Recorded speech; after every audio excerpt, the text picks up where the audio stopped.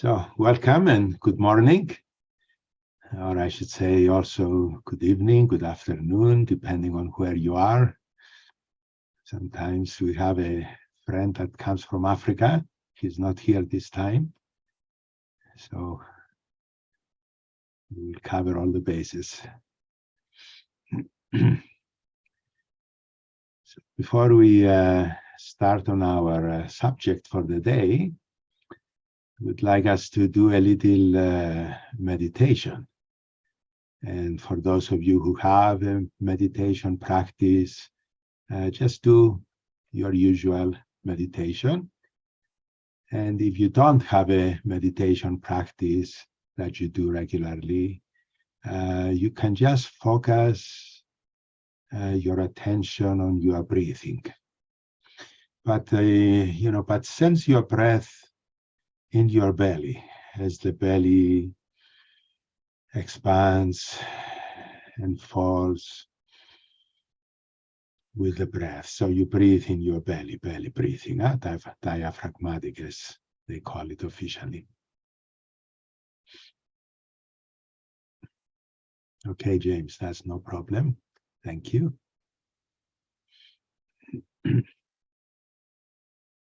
So just continue breathing and paying attention to your breathing. And what I mean by paying attention is like a continual, uninterrupted awareness of the breath. Yeah. So it's not like a mental awareness of the breath, but being aware of the sensations moment by moment by moment, sensations associated with the breath. And when your mind, your attention wanders away, which happens often for all of us, you just simply come back to your breathing. There's nothing else you need to do. And we will do that for 10 minutes, and then I will ring the bell. Okay.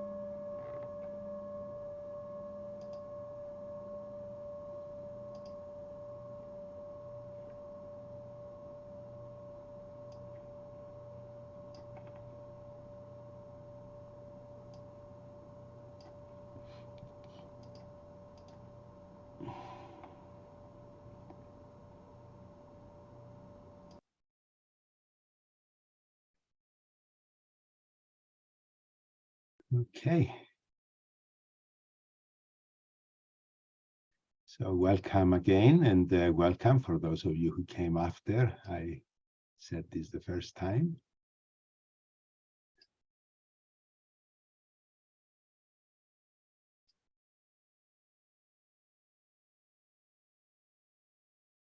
So my name is Andreas Muscos, and I'm a teacher of the Diamond Approach, a spiritual path. And so today we will be talking about this subject of confidence, determination, and steadfastness from that perspective of the Diamond Approach. And compare it to the usual psychological views about these qualities. So to give you an overview of this morning, we will be going over the subject, basically a little talk for about half an hour. And then we'll break into breakout rooms where we'll do an exercise in triads, 3 people together. Because, you know, in the Diamond Approach, we don't just talk theories. Theories are a dozen a dime. Everybody has theories. The important thing is to apply in our lives what we learn and see if it is true or not. So we'll do an exercise and then we'll come back after the exercise. We'll take a little break after that, say, a little bathroom break, 10 minutes, and then we'll come back for a discussion, questions, comments, and so on. So I hope this will be enjoyable for all of you. But before I start telling you things, I want to say one thing. My first instruction is don't believe anything I tell you. And I see some of you are laughing about that, and I really mean it. Don't believe anything I tell you. It's not about believing. And I'll tell you a couple of reasons why that's not really what I'm interested in. You see, if you believe me, I consider myself a failure. I have failed. Because it's like I'm starting a new religion, oh, you believe me. Great. Hey, people believe me. I don't care if people believe me or not. That's not what it's all about. It's not about belief. But the other and more important reason for that is that if you believe, in a way, it's like you close the book. It's like you have a question and you have an answer and you believe it. Okay, the question now is closed, finished. So you don't remain open to discover new things. And in my experience, we don't, at least I don't have all the answers ever. So I'm always aspiring to remain open to discover more. So that's what I will urge you to do, is to really remain open. Find out what is the truth. That's what really we are interested in doing, is find out the truth. It's not about beliefs. It's not about, ideas, theories.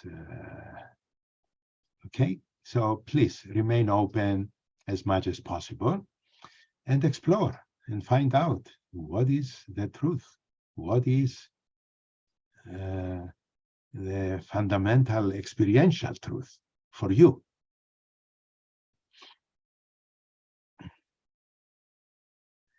So when we speak about confidence, determination, steadfastness, we consider these qualities usually as probably some kind of a psychological kind of qualities that we discover over time.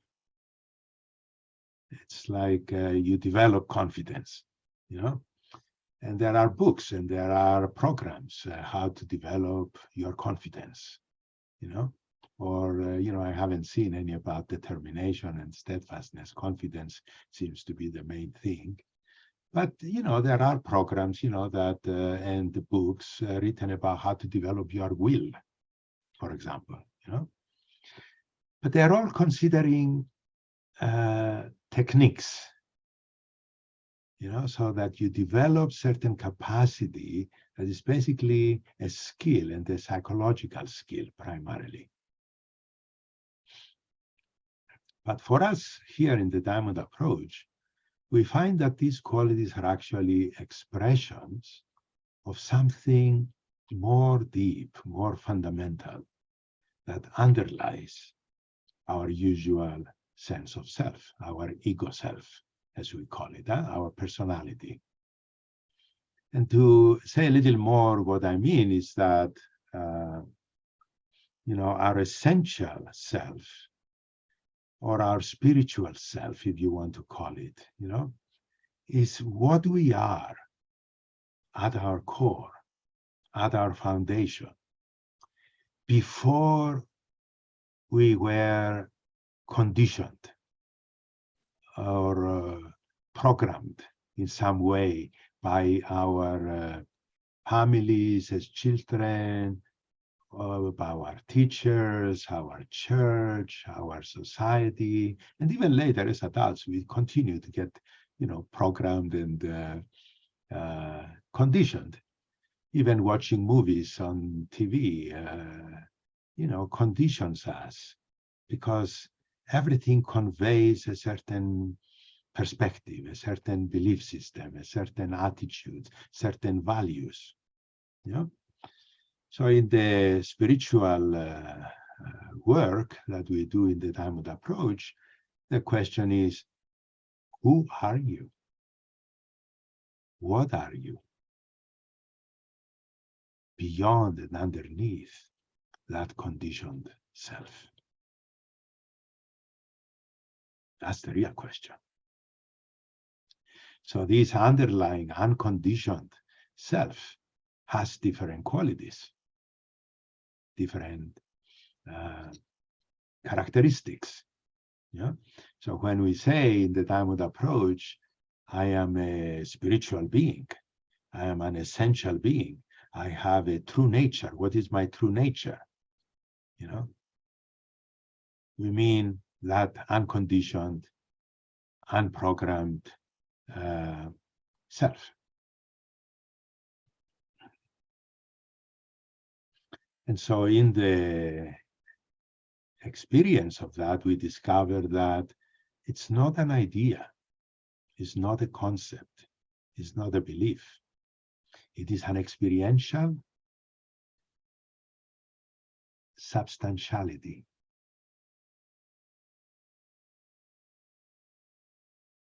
And I mean substantiality. It's an essence that has substance to it. It has palpability. It has thickness. It has texture. It has temperature. It has, sometimes even we can taste it and smell it. And some people can even hear their essence. It has a variety of sounds to it. But for most of us, it is we feel it. We feel it in the sense of sensations. And those sensations and that experience of this substantiality also creates a certain kind of a feeling, an emotional quality that, would be more of a psychological, at the psychological level. So when you feel confident, when you feel determination, when you feel steadfastness, so it's like these are the confidence, for example, is an emotional kind of a quality. Usually we experience it as an emotional thing at the emotional level or a psychological level. But at a deeper level, this confidence actually has substantiality. And for our ordinary kind of self and mind, it's hard to really imagine it. It's like, well, what do you mean?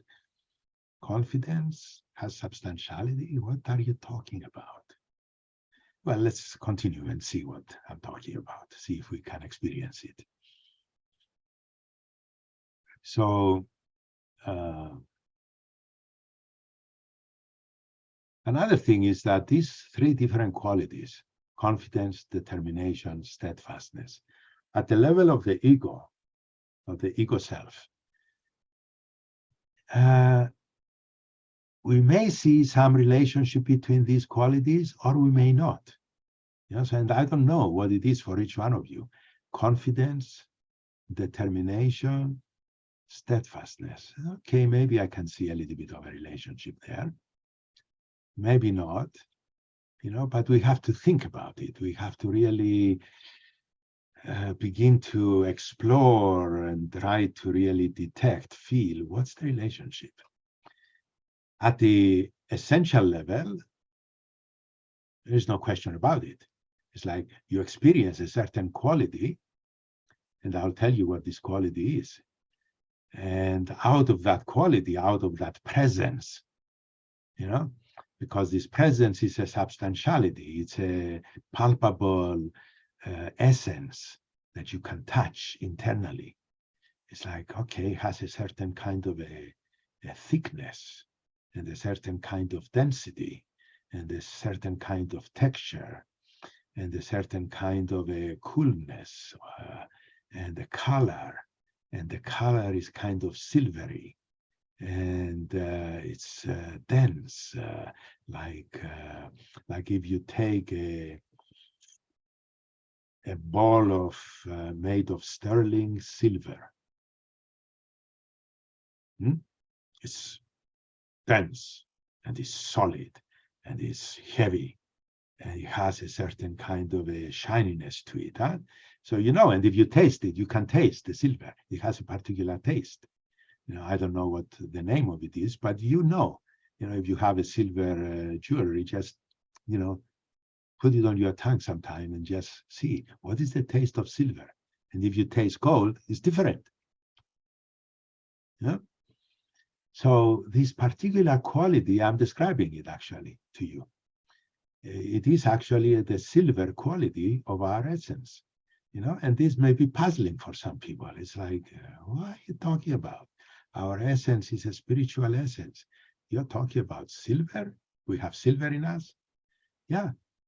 Your soul, your spiritual self is made of essence, and this essence manifests, expresses itself in different qualities like this. One of them is silver. And the silver quality has a density, has a solidity. Sometimes it can be fluid solidity, which is weird because what? But you can actually feel it. Liquid silver.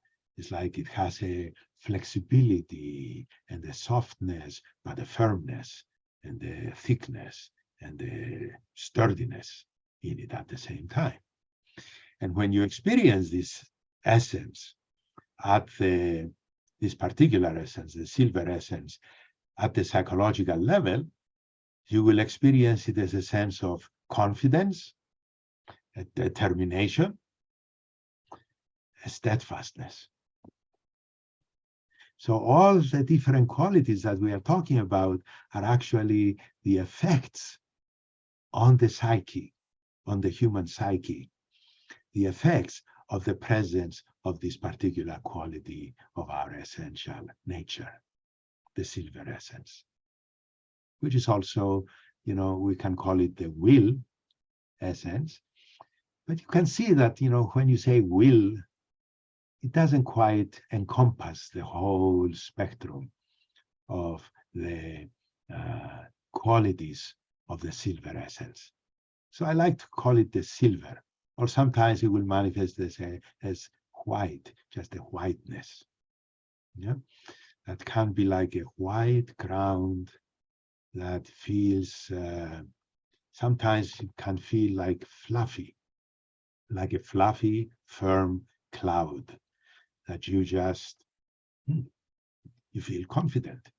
You feel, yeah, I can do this. Because that's what confidence is, isn't it? You can express confidence in the sense of, I can do this. Now, if you look at that quality, that characteristic, the quality of confidence at the ordinary level of the personality, how do we gain confidence? Well, a lot of the methods that we use in psychology and in books that have been in pop psychology, books that have been written, they're mostly about you do something and you do it often enough and you gain confidence, and you do different things and you succeed and you gain confidence in yourself. So confidence is something you develop, it's something you gain, or it's relational. It depends on other people. Yeah, like somebody has confidence in you. And we say that kind of thing to people that we love, to our children, right? I have confidence in you. You can do it. I believe in you, right?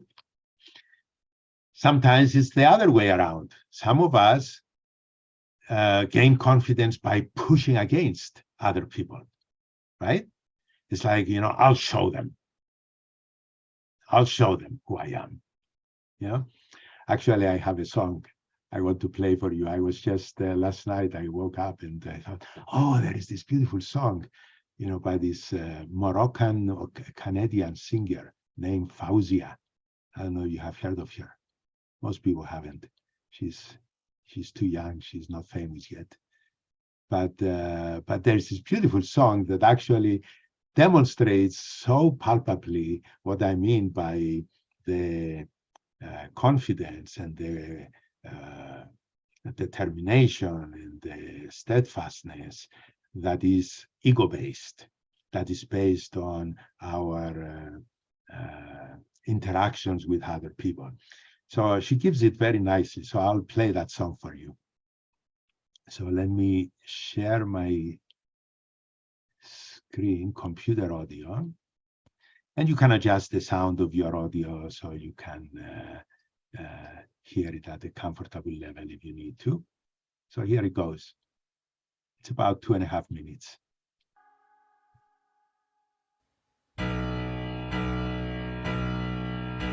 Climbing up this mountain, climbing up twice, hoping that I make it this time, but I'm so done with hoping.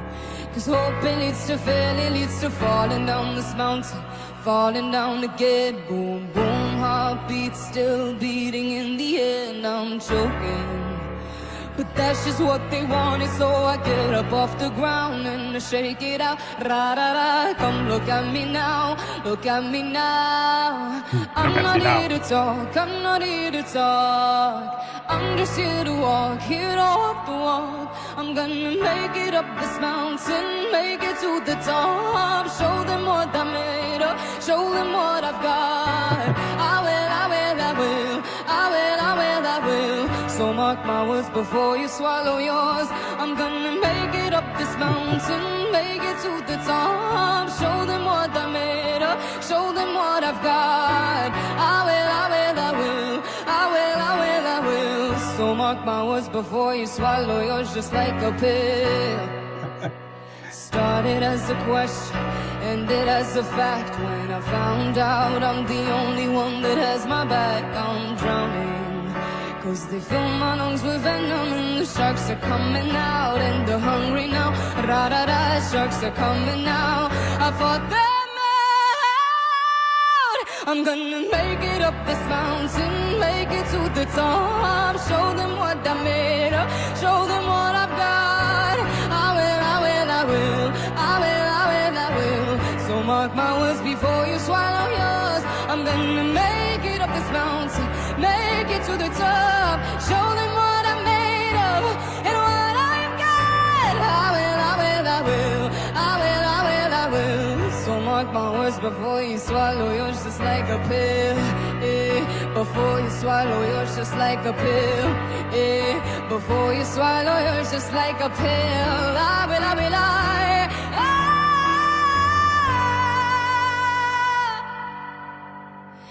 So mark my words before you swallow yours.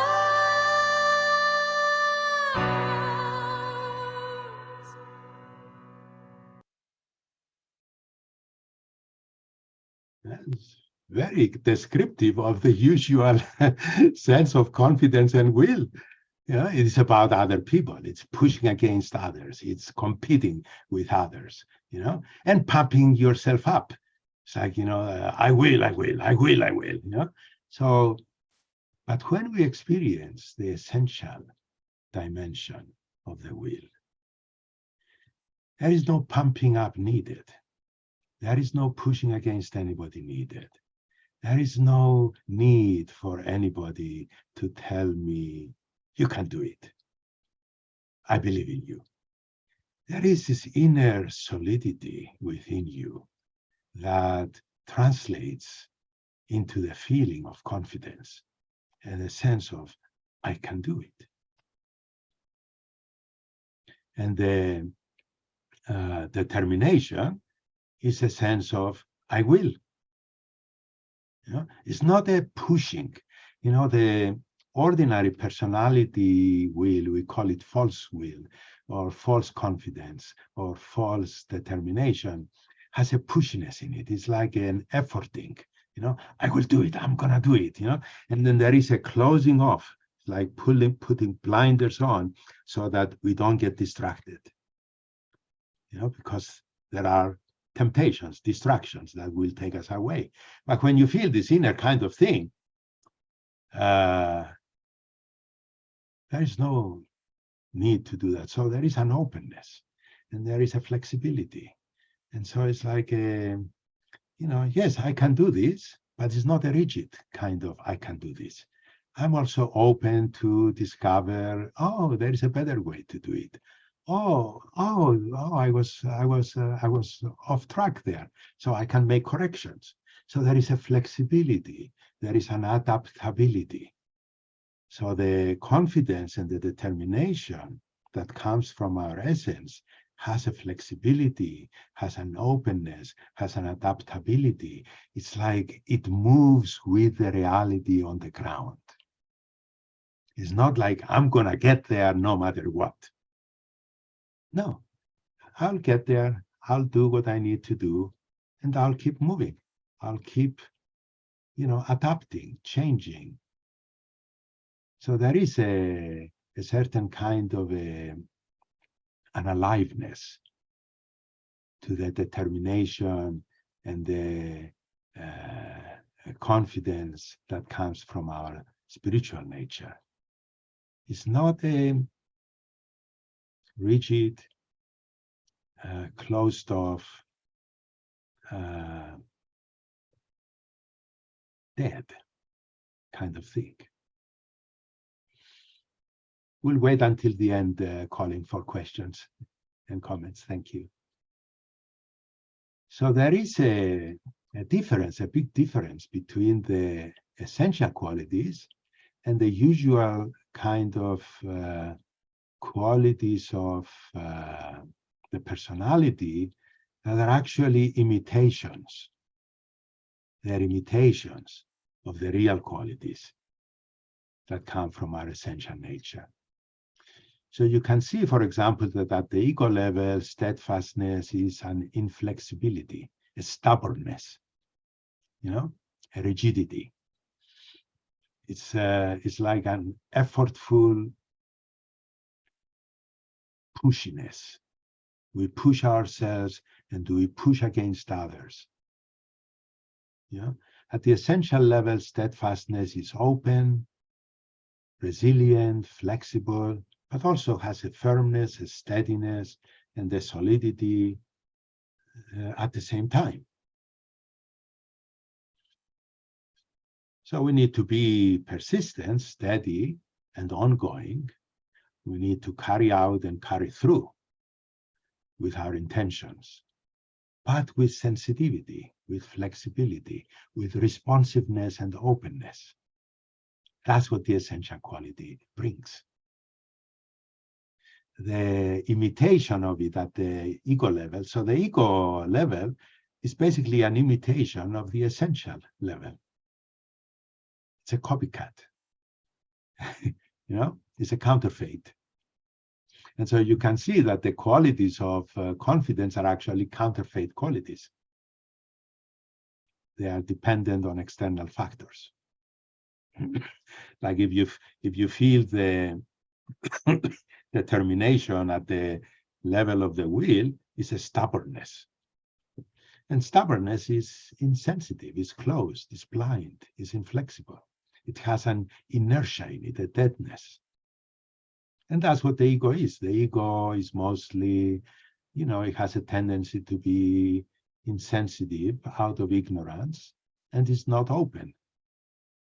And if the ego is open, it's very influenceable by others, and then we cannot have our own direction and our own determination. So the ego is mostly carried by the inertia of history, our personal history, our psychodynamic history from the past. Ego steadfastness is false, it's static, it's inert, stuck, stubborn, repetitive, reactive, like you were hearing in that song. I'm going to show them what I'm made of, and then they will eat their words. It's like, but for the personality, it's like, I don't have to show anybody anything, and they don't have to eat anything, their words or anything else. It's like, what I do has nothing to do with anybody else. It may it may have to do with helping people or something like that, but it's not my motivation, my determination, my inner confidence have nothing to do with other people. So in a way, the steadfastness of the ego has a no in it. It's saying no to something else in order to achieve something else, something is in particular. The true steadfastness is dynamic, it's alive, it's active, it's open, it's free, it's sensitive, it's flexible, it's responsive. It has a yes in it. So you are going towards something because you want to go towards something, not because you are pushing against somebody else or competing against somebody else. You see? So in our true nature is not competitive. We are not motivated by competition or going against somebody. It's motivated by love. It's motivated by true desire, something we love. Ego steadfastness is closed, impermeable, efforting density. So you hear there is a lot of dense activity in it, as opposed to the steadfastness of the essence that is actually an open flow of a steadiness. It's like a river that is just flowing. It's not like a pumping something and pushing something into something else, trying to make it go in a particular way. So the ego, steadfastness and determination has a tension, and there is a fight in it. But the true steadfastness protects us from distractions. We don't have to put blinders on. We don't have to isolate ourselves, because the true steadfastness protects us from the distractions.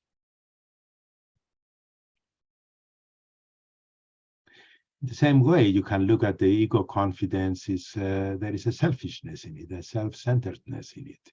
It's like trying to prove something. It's like what Fauzia was saying, I'll show them what I'm made of. I'll show them. It's like true confidence. I don't need to show anybody anything. What does anybody have to do with my confidence? I know who I am. I know what I am. I don't need to prove anything to anybody. And I don't need anybody to believe in me. Whether people believe in me or not is none of my business. They are the ones who have to live with their beliefs about me. Right? But a lot of the time, we live with those things. If somebody tells us something negative about ourselves, my God, we will not let it go. It's like a dog with a bone. How dare she say that to about me? And we go on and on and on for days on end, weeks. Sometimes some of us go on for years about that. How dare she do that to me? Dare he do that to me? Say that about me? Oh, I'll prove myself. I'll prove you're wrong. But the inner confidence that is based on your true nature, what other people think, what other people say, it's irrelevant. It's like, does the sun care about the clouds?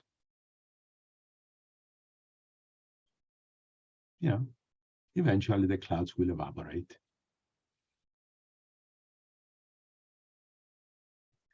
It's like Mahatma Gandhi used to say, he says, two things cannot be hidden forever: the sun and the truth. And this true confidence inside, is not something that we build. It's not something that we have to take action to create, to get good at it, to feel more confident. We just are naturally confident because we know who we are. We know what we are. We are not concerned about other people. So there is a certain kind of, we can say, a true autonomy.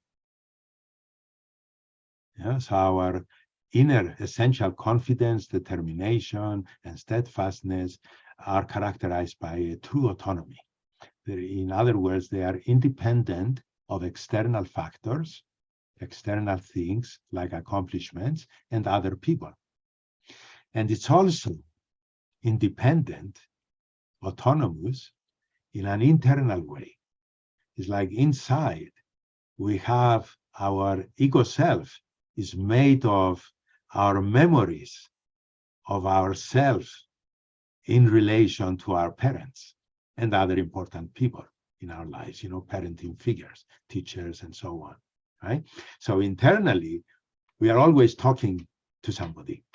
We are always relating to somebody. In psychology, we call it object relations, right?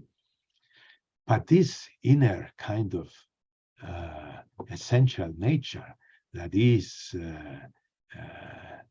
the silver in this particular situation, which has this effect on us of feeling confident and determined and steadfast, has nothing to do with our inner object relations, has nothing to do with our conditioning, has nothing to do with whether we got a positive upbringing or a negative upbringing, whether we were abused or not abused, whether we were, supported as children or not supported as children. It's like that is true autonomy, true independence.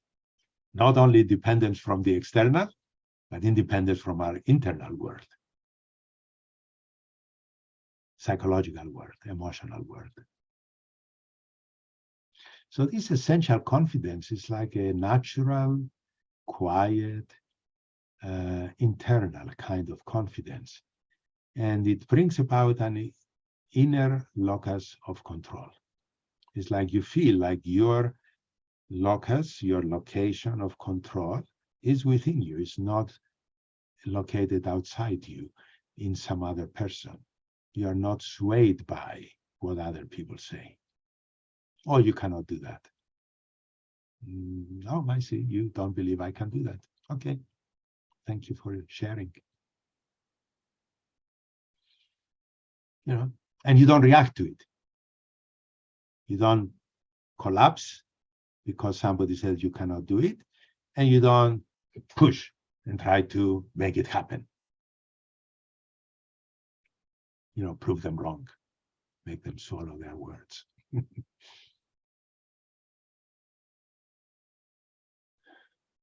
And this inner confidence also is like, it's not depending on failing or, past failures or successes. It's like I have failed many times in different things, and yet I can learn, and I have learned, and I can grow and develop and move on and move forward. So it's a confidence that is dynamic. It's not confidence in a static thing. It's a confidence in a self that is dynamic and capable of learning and developing and growing and becoming more and more what I am, our true nature.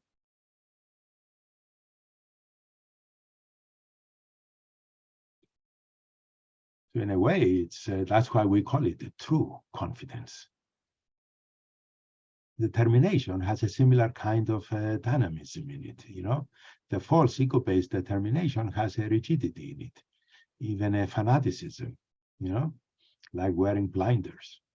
The essential determination is alive, takes into consideration the changing situation around us, and moves with it, adapts to what is needed, and we can even change our goal.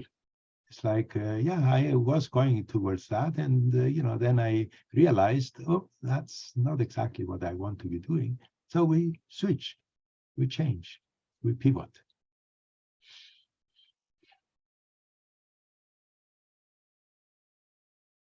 So the ego confidence needs propping up, you know. So does the ego-based steadfastness and determination. The essential qualities are natural and come from a deep place within us, from a deep place of what we really are. They are the natural and spontaneous expressions of the qualities of the will, of the silver essence, that is a way that our spiritual nature manifests. As I was saying, our spiritual essential nature manifests in different qualities. One of them is this, the silver. Others are like love, compassion, joy, celebration, contentment, pleasure. Did you know that your essential nature is inherently pleasure? Not just pleasurable, it's pure pleasure. It's like when you actually feel it, it's like, God, this is just pure pleasure. You become an essential hedonist. That is not addictive. It's not a hedonistic kind of thing in the usual sense of the word.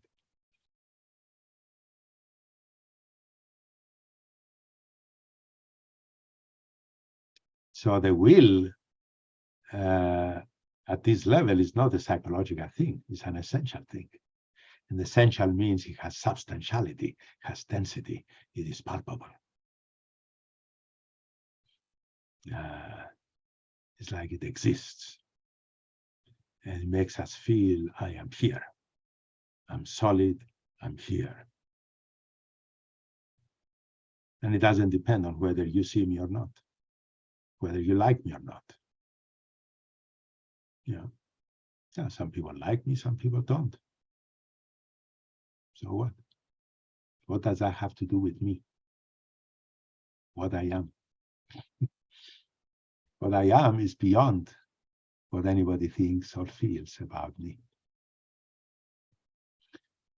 So many times the experience of this quality is of our true nature is like a solid mass of sterling silver.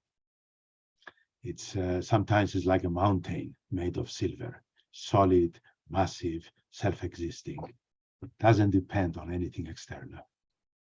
I mean, of course, the mountain depends on the earth, but in our true nature, there is nothing real. It's like the ground that we are, the ground that is our essential ground itself manifests as this mountain of silver.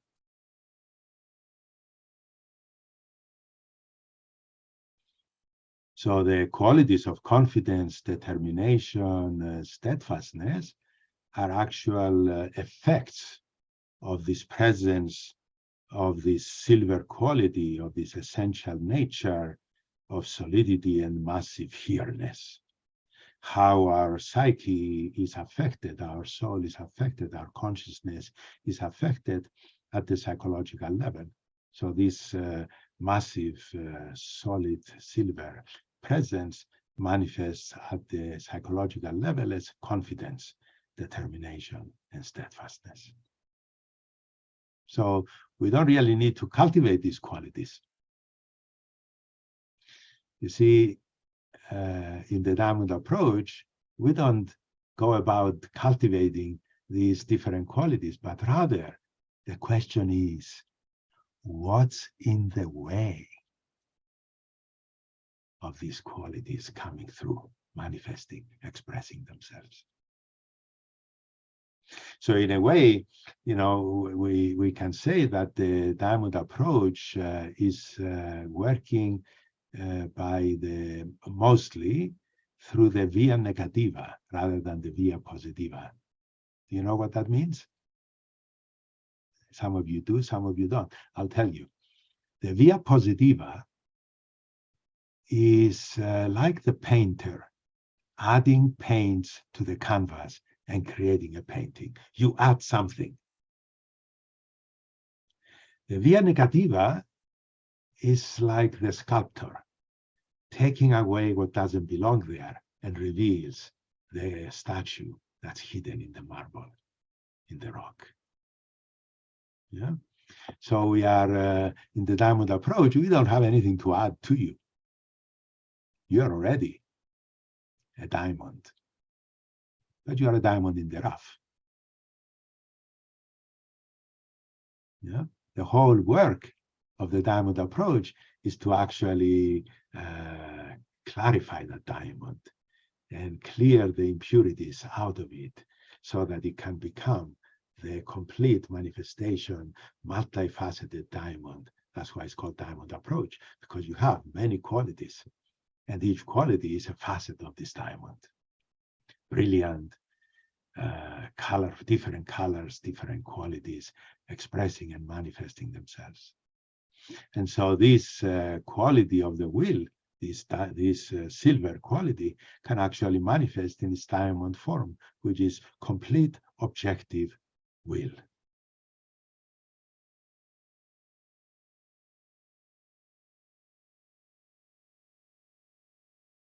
That is a solidity, that is a confidence, that is a capacity for steadfastness, for determination, for one-pointedness. That also helps you stay focused, stay with something that's important to you.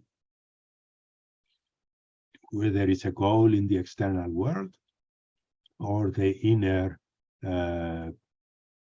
work of staying aware, remaining aware of who you really are, and not losing sight of your true nature.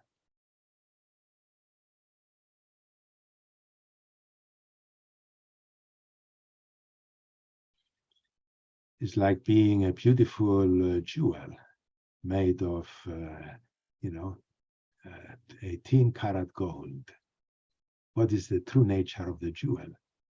It's goldness, the gold. But also, it is a beautiful jewel. It has a value in itself as the beauty of the jewel itself that it is. So in the diamond approach, we are not only aiming at discovering our true nature and being what we really are, but also being a unique expression of that true nature.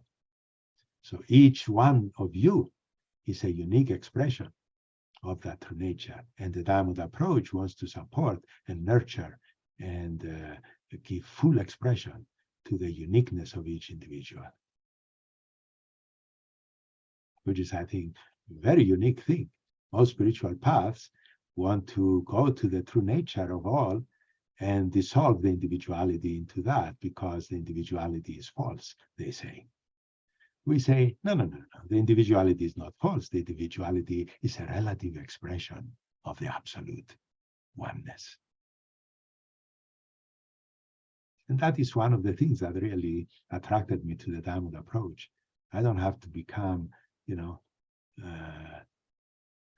a blunt, neutral expression just like everybody else and forget my individuality.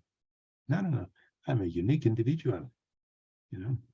True nature wants to express its uniquenesses, its many multiple, infinite possibilities in billions and billions of people and flowers and animals and insects and on and on and on.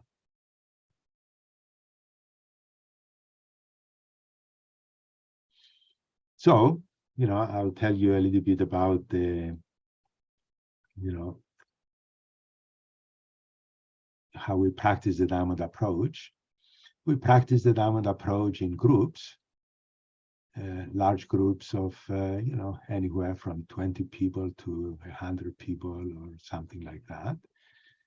And then we break that larger group into smaller groups, and then each individual person has their own teacher and works individually. So we work in groups and also individually, practicing, applying, not learning the theories, but actually applying in exercises and then bringing these kinds of realizations and insights into our life. That's what realization means.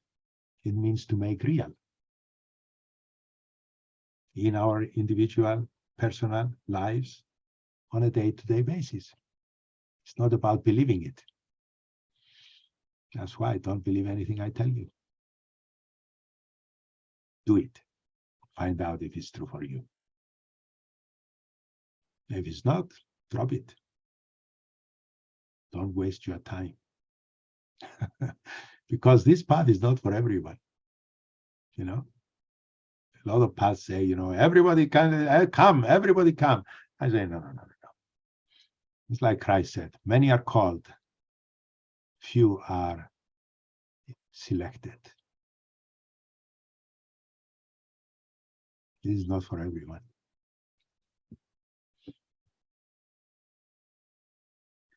So part of it is self-selection, and part of it is actual selection. You know, we have turned people away on many occasions because this path is not for everyone. So I would like you to really, you know, hear what I have said here today. Do the exercise if you want. If you don't want, you don't have to. So you see, it's a free, open path and teaching. And find out if it is the right path for you. Then you can apply to join, you know, our group, Time on Heart 10, that is happening here in Colorado. And you can join it also via Zoom if you are, you know, living at a distance and you cannot join in person. And Peter will put in the chat our website where you can find that information, so that in case somebody wants to leave, has only limited time and wanted to just listen to the talk, I would like you to have that information so you can follow up if you want to. Great. The website is on the chat. And let's move on to the exercise. So the exercise is what we call a monologue. And this monologue, basically monologue means you sit, you know, I mean, in this case, it's going to be in a breakout room, a virtual room, 3 people together. And each one of you will take a turn and speak for 10 minutes uninterruptedly. The other 2 people do not interrupt. It's not an interactive exercise. You do not interact with the person verbally or non-verbally. You know, if somebody says something that you agree with, you don't go, you know, or if they say something, you don't make faces, because you don't want to bias the person in one direction or the other. You want them to explore for themselves to find out what is the truth for themselves, right? And once that person, one of you just, you know, put your telephone timer on and time it for 10 minutes.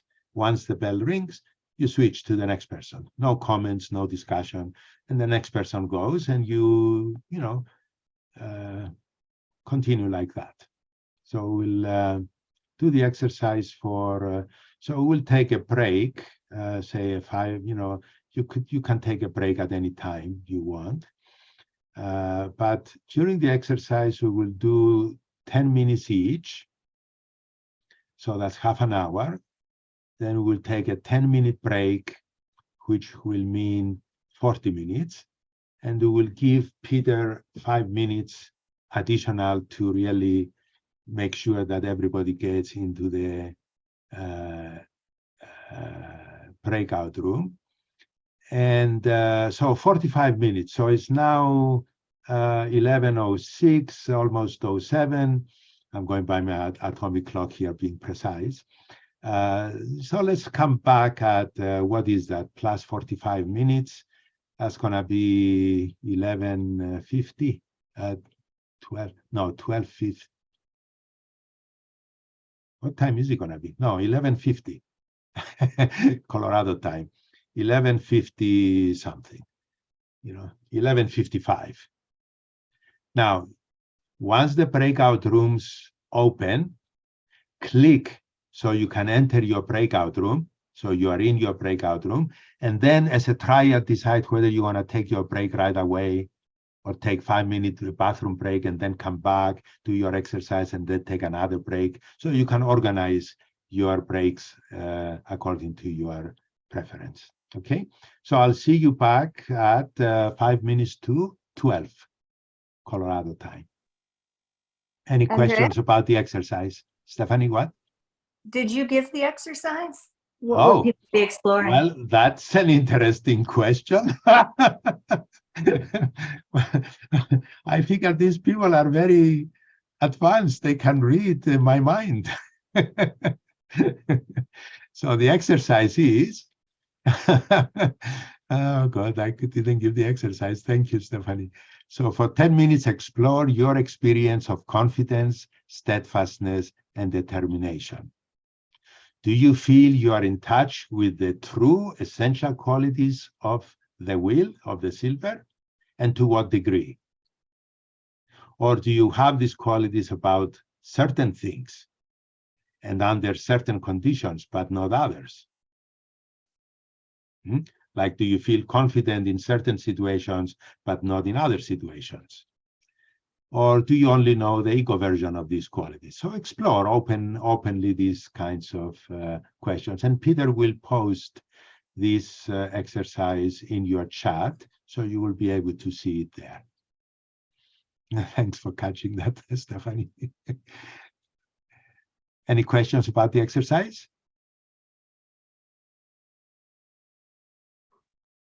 Okay, so we are at this point, we have progressed in time, so let's meet back here at 12 o'clock. So that'll give you more time.